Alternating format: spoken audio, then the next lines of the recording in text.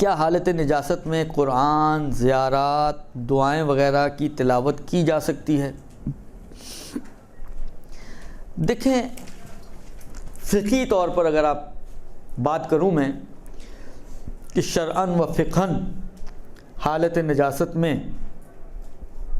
قرآن، زیارتیں، دعائیں پڑھنا کیسا ہے، تو حرام تو نہیں ہے، سوائے جنابت کی حالت میں ان آیات کے پڑھنے کا کہ جو سجدے والی آیات ہیں آغا سیستانی وغیرہ کے حساب سے، اور آغا خمینی کا پورے سورے کا مسئلہ تھا، ان کو چھوڑ کر باقی نہ قرآن پڑھنا حرام ہے، نہ دعا پڑھنا حرام ہے، نہ زیارت پڑھنا حرام ہے۔ درست؟ حرام تو بہرحال نہیں ہے، یہ فقہی مسئلہ تو ہو گیا۔ لیکن لوگ ہوتے ہیں دو طرح کے، کچھ ایسے لوگ ہوتے ہیں کہ جو انتہائی سست، ہو گیا تو ہو گیا اور رہ گیا تو رہ گیا، جوش میں جو کر لیا وہ کر لیا، جو رہ گیا وہ رہ گیا۔ کچھ ہوتے ہیں کہ نہیں، اتنے سست نہیں ہوتے، بالآخر اگر ابھی نہیں گیا تو تھوڑی دیر بعد کر لیں گے جا کے۔ درست؟ اب آپ پہلے دیکھیں کہ آپ کس کیٹیگری سے بلانگ کرتی ہیں۔ آیا آپ جو ہے وہ سست والی کیٹیگری میں سے ہیں کہ اگر ابھی ہو گیا تو ہو گیا، اور اگر ابھی رہ گیا تو پھر نہیں ہو پائے گا؟ تو ایسی صورت میں تو بہرحال بھاگتے چور کی لنگوٹی، چھوڑنے سے تو پڑھنا بہتر ہی ہے نا۔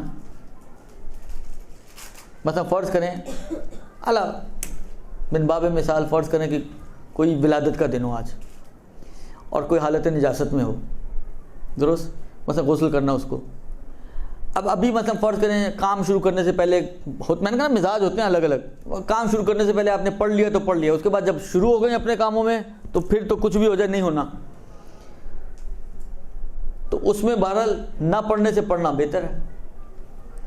لیکن اگر کوئی ایسا ہو کہ اگر ابھی نہیں پڑھے گا تو 2 گھنٹے بعد پڑھ لے گا، 2 گھنٹے بعد نہیں پڑھے گا تو 4 گھنٹے بعد بالآخر پڑھ لے گا، تو بہرحال میرا مشورہ ایسے لوگوں کے لیے یہ ہے کہ جتنا زیادہ اہتمام کر کے پڑھیں، جتنا زیادہ طہارت و نجاست کا خیال رکھتے ہوئے پڑھیں، وہ ہائیلی ریکمینڈڈ۔ اگرچہ وجوب کی حد تک بہرحال نہیں ہے، لیکن اثرات ہیں اس کے اپنے، فوائد ہیں اس کے اپنے۔ آپ خود سوچیں، ایک شخص مثلا میں ہوں، درست؟ میں لیٹ کے قرآن پڑھ رہا ہوں، ٹانگ پہ ٹانگ رکھی ہوئی ہے، یوں قرآن پکڑا ہوا ہے، یا مثلا آج کل موبائل میں لیا ہوا ہے اور میں پڑھ رہا ہوں، اور ایک شخص ہے جو اٹھتا ہے، وضو کرتا ہے، قبلہ رخ ہو کے بیٹھتا ہے، ادب و احترام کے ساتھ قرآن لے کر قرآن کو پڑھ رہا ہے۔ کیا خیال ہے آپ کا؟ فرق تو ہے ہی نا، یعنی جب ہم فرق محسوس کر رہے ہیں تو خدا کی نظر میں فرق نہیں ہوگا کہ ایک شخص ایفرٹس کر رہا ہے، وضو کر رہا ہے، اٹھ رہا ہے، قبلہ رخ ہو کے بیٹھ رہا ہے، بیٹھ کے نماز قرآن پڑھ رہا ہے، اہتمام کر رہا ہے اس کے لیے، اور ایک شخص یعنی بالآخر یہ چیزیں بتاتی ہیں کہ آپ سامنے والی کی چیز کی اہمیت کے کتنے قائل ہو۔ ایک اس کو ایک عام کتاب کی طرح پڑھ رہا ہے، ایک اس کو قرآن کی طرح پڑھ رہا ہے۔ ایک زمانہ تھا جب ہمارے بزرگوں میں یہ ویلیوز موجود تھیں، مثلا نیاز بناتے تھے تو بڑے اہتمام سے بناتے تھے، کوئی نجس عورت اس کمرے میں نہیں آ سکتی تھی، اس کمرے کو پہلے دھویا جاتا تھا، حالانکہ گھر نجس نہیں ہوتا تھا، لیکن اس کے باوجود اہتماماً اس کو پاک دوبارہ سے پاک کیا جاتا تھا، باوضو ہو کر نیاز بنائی جاتی تھی۔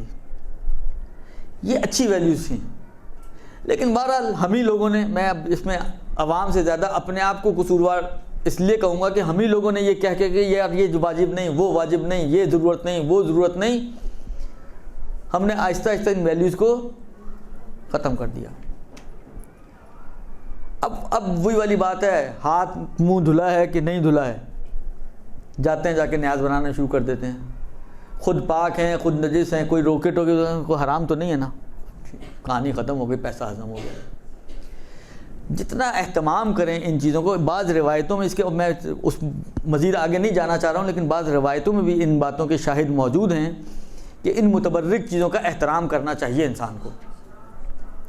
اور بالآخر دیکھیں ہمارا تو سارا کام ہی نسبتوں پہ چل رہا ہوتا ہے نا. یہ علم، یہ تابوت، یہ ذوالجناب نسبتوں کی وجہ سے آپ ان کا احترام کریں. تو یہ نیاز بھی بالآخر امام صادق کی نیاز آپ دے رہے ہیں، یا مثلا بی بی کی نیاز آپ دے رہی ہیں، یا مثلا مولا امیر المومنین کی نیاز آپ دے رہی ہیں. تو بالآخر نسبت تو انہی ہستیوں سے ہے نا. تو اہتمام کیا جائے، تھوڑا بہت احترام کیا جائے اس کا، البتہ ایسا کہ جو معقول حد تک ہو، وہ بہت اچھا ہے. میں سمجھتا ہوں کہ ریکمینڈڈ ہے شرعن بھی. کہنا کہ بعض روایتوں کے، حالانکہ شرعن سے مراد میری ہے کہ بعض روایتوں میں اس قسم کی چیزیں ملتی ہیں کہ ان کو اہمیت دینے کی بات کی گئی ہے.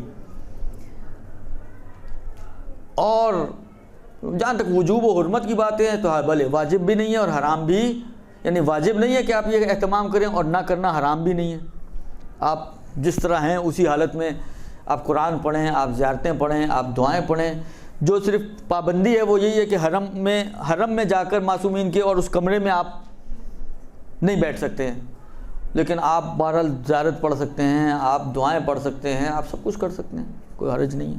برحمتك يا أرحم الراحمين وصلى الله على محمد وآله